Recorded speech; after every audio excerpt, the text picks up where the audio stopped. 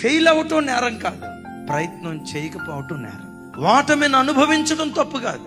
జీవితంలో ఆత్మీయ పోరాటం అన్న తర్వాత గెలుపోటములు వస్తాయి. అవును, బాప్తిస్మం తీసుకున్నావు, దేవుని కొరకు బ్రతకాలనుకున్నావు, సిగరెట్లు మానేయాలనుకున్నావు, సినిమాలు మానేయాలనుకున్నావు, దేవునికి అయిష్టమైన కార్యం ఏది చేయకుండా ఓ నికార్సైన భక్తి జీవితం చేయాలనే నువ్వు బాప్తిస్మం తీసుకున్నావు. ఆ తపనే లేకపోతే నువ్వెందుకు బాప్తిస్మం తీసుకునేవాడివి?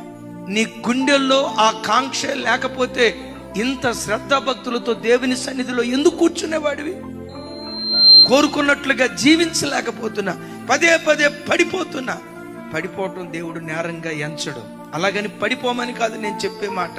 పడిన నీవు తిరిగి లేవటానికి ప్రయత్నం చేస్తావే, అది దేవుని మనసు గెలుచుకునేటట్లుగా ఉంటుంది.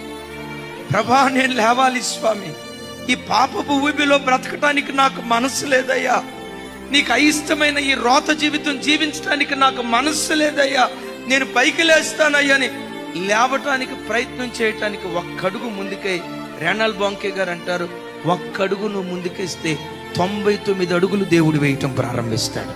ఎప్పుడు నీ గుండెల్లో దేవుని కొరకు బ్రతకాలని మూలుగు ఎప్పుడు ప్రారంభం.